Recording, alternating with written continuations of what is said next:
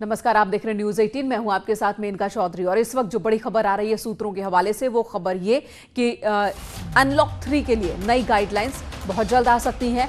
Unlock 3 के लिए guidelines आनी है। 31 तक अनलॉक 2 चल रहा है। सोशल डिस्टेंसिंग के साथ कुछ और संस्थान खुल सकते हैं, सिनेमा हॉल खुल सकते हैं। 1 अगस्त से सिनेमा हॉल खोलने का प्रस्ताव भेजा गया था। सूचना प्रसारण मंत्रालय ने गृह मंत्रालय को यह प्रस्ताव भेजा था। 50% दर्शकों के साथ खोलने की अनुमति मांगी गई है। 50% दर्शकों के साथ थिएटर खोलने की भी अनुमति मांगी गई है। 25% सीट के साथ ही सिनेमा हॉल खोले जाएं, ये प्रस्ताव भेजा गया मंत्रालय की ओर से कि नियमों का सख्ती से पालन होगा। अनलॉक 3 में जिम भी खोले जा सकते हैं। जिम जो चलाते हैं उन लोगों की लंबे वक्त से मांग चल रही है कि अब अनलॉक में जब बहुत सारी चीजें खुलने लगी है तो कोई जिम भी खोल देना चाहिए, क्योंकि लाखों लोग हैं जिनकी रोजी रोटी जिम से ही चलती है।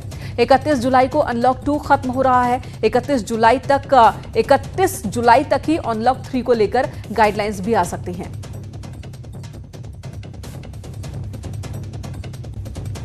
तो अब इंतजार यह है कि अनलॉक 3 का स्वरूप कैसा होगा। अनलॉक 2 में बहुत सारे संस्थान अब भी ऐसे हैं जो बंद हैं, खासकर अगर जिम की बात करें, सिनेमा हॉल्स की बात करें, थिएटर्स की बात करें, जहां पर एक बार में बहुत सारे लोग इकट्ठा होते हैं, वो अभी भी बंद है कोरोना संक्रमण को देखते हुए। और ऐसे में उन लोगों की तरफ से बार बार मांग हो रही थी कि जिम खोले जाने चाहिए, सिनेमा हॉल्स खोले जाने चाहिए, थिएटर्स खोले जाने चाहिए। तो क्या ये फैसला लिया जाता है वो भी तब जब बहुत सी जगहों पर, बहुत से जिलों में और कुछ राज्यों ने वहां पर गंभीरता को देखते हुए, कोरोना संक्रमण के खतरे को देखते हुए लॉकडाउन लगा दिया है। हफ्ते में 2 दिन यूपी में भी लॉकडाउन लगाया जा रहा है, वहीं उत्तराखंड में भी लॉकडाउन 2 दिन लगाए जा रहे हैं। और ऐसे में क्या और छूट मिल सकती है, खासकर सिनेमा हॉल को लेकर, जिम को लेकर, जहां पर बड़ी संख्या में लोग इकट्ठा होते हैं, एक साथ मौजूद होते हैं, क्योंकि मंत्रालय की ओर से तो ये इजाजत मांगी गई है, अनुमति मांगी गई है। हालांकि ये भी कहा गया है कि सोशल डिस्टेंसिंग का पालन किया जाएगा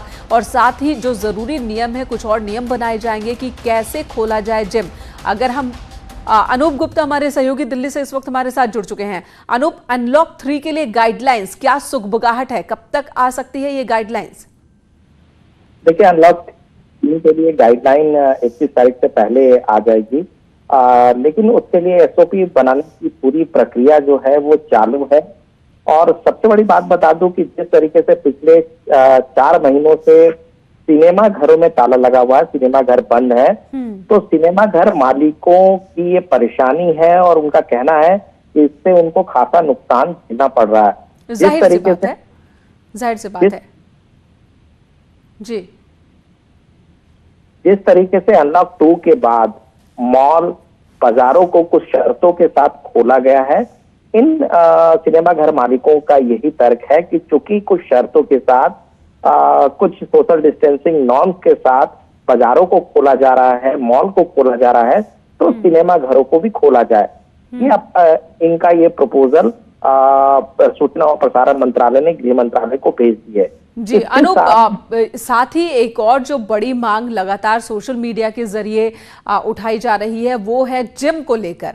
लाखों की तादाद में लोग ऐसे हैं जिनकी आजीविका जिम पर निर्भर है, चाहे जिम का संचालन करने वाले हों या फिर जिम में जो ट्रेनिंग देते हैं ट्रेनर्स, और उनकी सैलरी भी बहुत ज्यादा नहीं होती है। और ऐसे में क्या इसे लेकर कोई फैसला लिया जा सकता है, क्योंकि ये संवेदनशील जगह भी हो जाएगी अगर हम संक्रमण के लिहाज से देखें, तो इसे लेकर किस तरह का फैसला आ सकता है? नहीं, बिल्कुल आप सही कह रही हैं। जिम को लेकर पिछले बार भी जो अनलॉक 2 जारी किया गया था, तो उस वक्त भी सबकी पूरे देश भर से जो जिम के मालिक हैं उनकी तरफ से ये मांग रखी गई कि जिम को भी खोला जाए। हालांकि केंद्र सरकार ने उस वक्त नहीं दी, इस बार भी मांग की गई है। और ऐसे तर्क दिया गया है कि अगर सरकार कुछ शर्त लगाना चाहती है या जिस तरीके से सोशल डिस्टेंसिंग की बात कही जाती है, तो ये जिम मालिक और जिम प्रशासन जो है उसको पूरी तरह से सख्ती से इसका पालन कराएगी। लेकिन जिम को लगातार बंद कर देने से इससे बड़ा नुकसान हो रहा है, इस उद्योग को भी नुकसान हो रहा है और जिम सेहत के लिए बहुत बेहतर होता है, ऐसा तर्क जिम के मालिकों की तरफ से दी जा रही है। लेकिन आपको बता दूं कि अनलॉक 3 में मेट्रो और स्कूल खोले जाएंगे, इसको लेकर अब भी फैसला नहीं हुआ है और संभावना है कि मेट्रो और स्कूल को लेकर पाबंदी जो है वो आगे तक जारी रहेगी। अनूप बने रहे हमारे साथ। तो बड़ी खबर इस वक्त अनूप दे रहे हैं कि अनलॉक 3 के स्वरूप को लेकर मंथन और किस तरह के गाइडलाइंस, किस तरह की शर्तें और किस तरह के इंतजाम मुमकिन हो सकते हैं अगर सिनेमा हॉल को खोलने का फैसला लिया जाता है, अगर थिएटर्स को खोलने का फैसला लिया जाता है।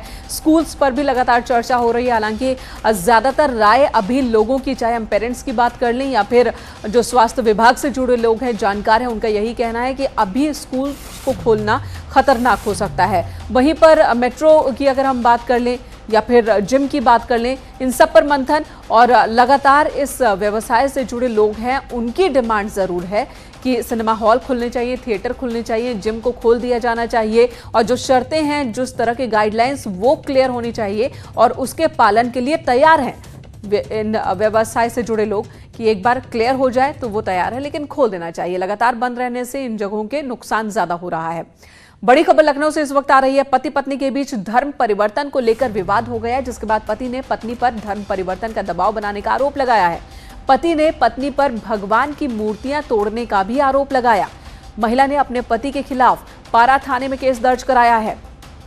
तो धर्म परिवर्तन का दबाव पति लगातार पत्नी पर बना रहा है, ये आरोप एक पत्नी ने ही लगाया है और थाने में मामला भी दर्ज कराया है। साथ ही पत्नी ने पति पर यह भी आरोप लगाया है कि पति ने भगवान की मूर्तियां जो वो पूजा के लिए उसने रखे थे, उन मूर्तियों को भी तोड़ दिया है।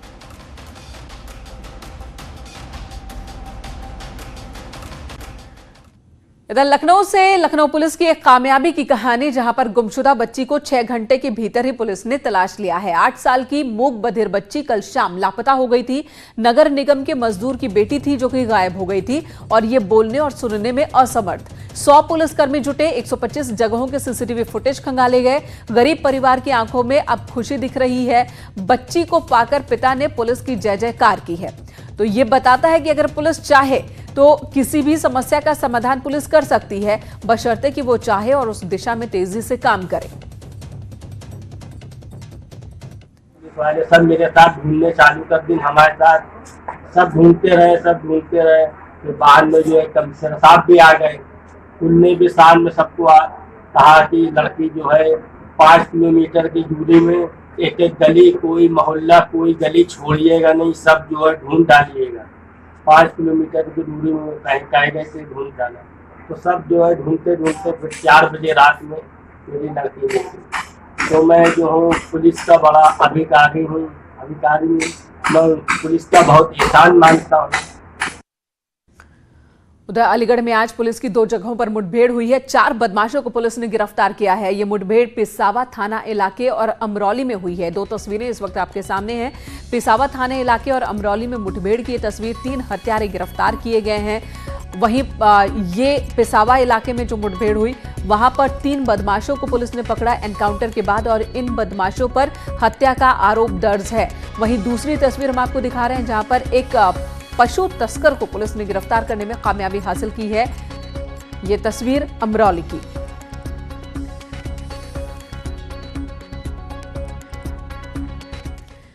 चलिए, इधर पूरे देश की तरह है उत्तर प्रदेश में भी कोरोना के मामले लगातार बढ़ रहे हैं और ऐसे में कोरोना को लेकर क्या कुछ बता रहे हैं अवनीश अवस्थी, सुनते हैं। 1,44,000 से अधिक एफआईआर दर्ज करते हुए 188 के अंतर्गत कुल 3,10,000 से अधिक लोगों को नामजद किया गया है। बैरियर जो है लगभग 8,000 से अधिक स्थापित किए गए हैं। 1 करोड़ से अधिक वाहन चेक किए गए हैं। 28 लाख से अधिक वाहनों का चालान करके लगभग 52 करोड़ रुपए से ज़्यादा शुल्क की वसूली कर ली गई है। 764 से अधिक एफआईआर कालाबाजारी की दर्ज की गई है। प्रदेश में 70 अस्थायी कारागार स्थापित किए गए हैं और इन कारागारों में और भी व्यवस्था ये की जा रही है कि अस्थायी कारागार स्थापित करते हुए ये कोशिश की जाती है कि मेन कारागार तक किसी भी रूप में कोई जो है संक्रमण पहुंचने ना पाए। अब 75 जनपदों में 6,000 से अधिक हॉटस्पॉट चिन्हित हैं। लगभग 1,000 थानों में ये सम्मिलित है और लगभग 11 लाख मकानों को चिन्हित करके इन हॉटस्पॉट क्षेत्र में उनकी व्यवस्था कंटेनमेंट जोन में की गई है। इन कंटेनमेंट जोन पर प्रभावी कार्रवाई सुनिश्चित करने के लिए पुलिस, स्थानीय प्रशासन और सभी लोग इसमें जो है अपना कार्य सुनिश्चित कर रहे हैं। हम ये भी आपको बताना चाहेंगे कि फेक न्यूज़ के अंतर्गत अब तक जो है कुल मिलाकर 26 जुलाई तक ट्विटर में 151, फेसबुक के 114, पूर्व के टिकटॉक में 60 और व्हाट्सएप के अंतर्गत एक अकाउंट, कुल 326 अकाउंट को ब्लॉक किया गया है। और इसके साथ ही साथ हम ये भी आपको बताना चाहेंगे कि राजस्व विभाग का हेल्पलाइन नंबर 1070 चालू है। कहीं भी, अभी बाढ़ का भी समय है, कहीं भी जो है किसी को भी किसी भी तरह का डिजास्टर के अंतर्गत, चाहे वो महामारी के संबंध हो, बाढ़ से संबंध हो, वो 1070 की हेल्पलाइन पर जो है सूचना दे सकता है, जिससे कि उसको राहत किसी भी रूप में मिल सके। कल कुल मिलाकर 4200 से अधिक बसें चली हैं। कल 4,88,000 लोग रोडवेज से चले हैं। ये सूचना भी हम आपको देना चाहेंगे। रोडवेज की व्यवस्था शनिवार और इतवार को भी उपलब्ध है, तो किसी भी व्यक्ति को अगर कोई अपरिहार्य कारण से रोडवेज की सफ़र करना है तो उस पर कोई बंदिश नहीं है, उस पर कोई रोक नहीं है। पुनः हम अपील करने चाहेंगे कि 2 गज की दूरी, मास्क है जरूरी, हर हालत में अपना मास्क पहनिए, 2 गज की दूरी रखिए, अपना हाथ क्लीन रखिए और अपना जो है इम्यूनिटी बढ़ाने के लिए जो भी आरोग्य सेतु में जो भी जो है हमारा जो आयुर्वेद के जो पूरे जो हमारे आयुष मंत्रालय का जो ऐप है उसके अंतर्गत जो है अपनी इम्यूनिटी बढ़ाने के लिए जो भी सहयोग और सहायता कर सकते हैं, इम्यूनिटी बनाने के लिए चीज़ें लें और खाएं और काढ़ा पिएं, बाकी चीज़ें करें जिससे कि आपकी इम्यूनिटी बढ़ सके। धन्यवाद। जय हिंद। तो लगातार एक्शन लिए जा रहे हैं उन लोगों के खिलाफ जो कि कोरोना के नियम का पालन नहीं कर रहे हैं। और साथ ही अवनीश अवस्थी ने एक बार फिर से सभी को चेताया कि 2 गज की दूरी उसे जरूर मेंटेन करें, वो जरूरी है। मुख्य सचिव ने झांसी और कानपुर का कल दौरा किया था। गौशालाओं में चारे की व्यवस्था की जाए, ये निर्देश भी दिए गए हैं। प्रदेश में 1,44,000 से ज्यादा FIR हो चुके हैं। लोगों को राहत देने की भी कोशिश लगातार चल रही है। तो क्या कदम उठाए जा रहे हैं उस बारे में भी उन्होंने जानकारी दी। और साथ ही शनिवार और रविवार को बस सेवा जारी रहेगी, ये एक जानकारी अवनीश अवस्थी ने दी है। तो एक तरफ लॉकडाउन रहेगा शनिवार और रविवार को, लेकिन उसमें कुछ छूट की भी बात सामने आ गई है। कोरोना पर यूपी सरकार की ये प्रेस कॉन्फ्रेंस इस वक्त आप देख रहे थे।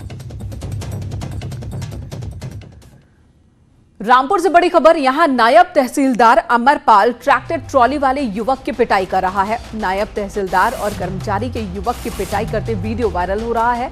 खास बात यह है कि तहसीलदार नरेंद्र कुमार के सामने युवक की पिटाई की जा रही है और वो कुछ बोल तक नहीं रहे। शाहबाद तहसील का ये वीडियो देखिए, जहां पर नायब तहसीलदार अमरपाल का ये वीडियो इस वक्त वायरल हो रहा है। आखिर क्यों पुलिस के सामने इस युवक की ये पिटाई कर रहे हैं, ये भी एक सवाल है। लेकिन पुलिस के सामने किसी भी वजह से ये कानून को तोड़ते दिख रहे हैं और पुलिस वाले कुछ कर नहीं रहे हैं।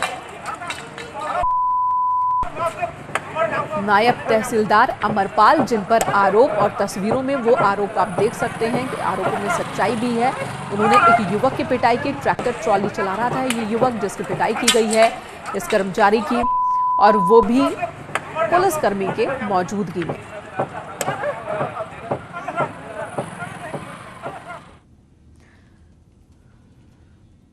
जौनपुर से भी कुछ इसी तरह की तस्वीर सामने आई। जौनपुर में 2 पक्षों में जमकर झड़प हुआ है।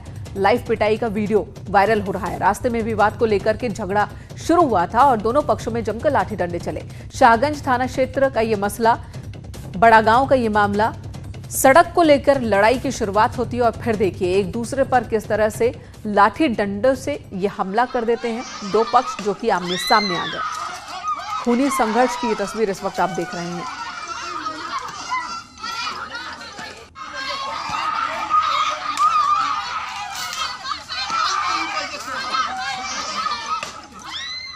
उधर बरेली में बिजली चोरी को लेकर के मारपीट हुई है। 2 पक्षों में जमकर लाठी डंडे चले हैं। बिजली की तार में कटिया डालने को लेकर विवाद हुआ था। बिथरी चैनपुर थाना इलाके के केसरपुर गांव की ये घटना है।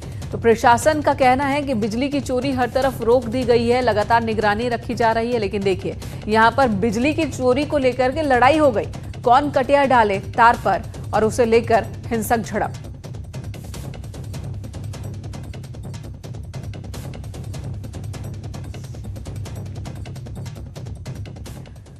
अम्बेडकर नगर में कत्ल की एक वारदात सीसीटीवी कैमरे में कैद हुई है। 2 दिन पहले का ये वाकया बताया जा रहा है। हकीम की हत्या हुई थी 2 दिन पहले। हकीम की क्लिनिक में घुसकर उसकी हत्या हुई थी और अब ये सीसीटीवी फुटेज सामने आई है। तो हत्यारे क्लिनिक में घुसते हैं वारदात को अंजाम देते हैं और भाग निकलते हैं। दोनों के चेहरे ढके हुए हैं। सीसीटीवी फुटेज ये आप देख रहे हैं। तेजी के साथ क्लिनिक के अंदर दाखिल होते हैं दोनों। वारदात को अंजाम देने के बाद उसी रफ्तार के साथ भाग निकलते हैं। हालांकि वहां पर एक शख्स भी मौजूद, लेकिन वो शायद समझ भी ना पाया हो कि हुआ क्या है अंदर। लेकिन अंदर ये आते हैं, कट्टे से फायर करते हैं, गोली चलाते हैं। 2 दिन पहले की ये वारदात है। पुलिस इसी फुटेज के आधार पर अब इन आरोपियों की तलाश में जुटी है। तो ये 2 तस्वीरें इस वक्त आप देख रहे हैं। इन दोनों ही हत्यारों को गिरफ्तार कर लिया गया है। मुठभेड़ के बाद इनकी गिरफ्तारी हुई है। अम्बेडकर नगर में पुलिस और बदमाशों के बीच मुठभेड़, जिसमें 2 बदमाशों को गोली लगी। पुलिस ने इन्हें गिरफ्तार कर लिया। इलाज के लिए हॉस्पिटल ले जाया गया।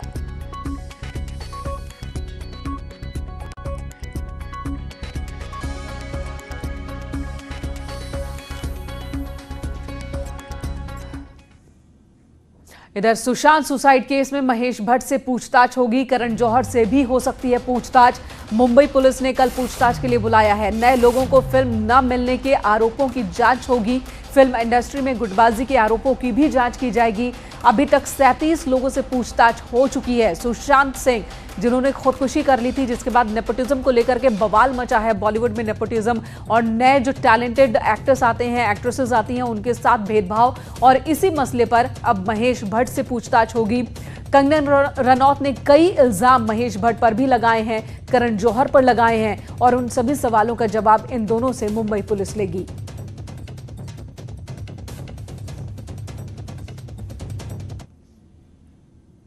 सुशांत सिंह राजपूत ने जो आत्महत्या की थी, उसके बारे में इन्वेस्टिगेशन चालू है।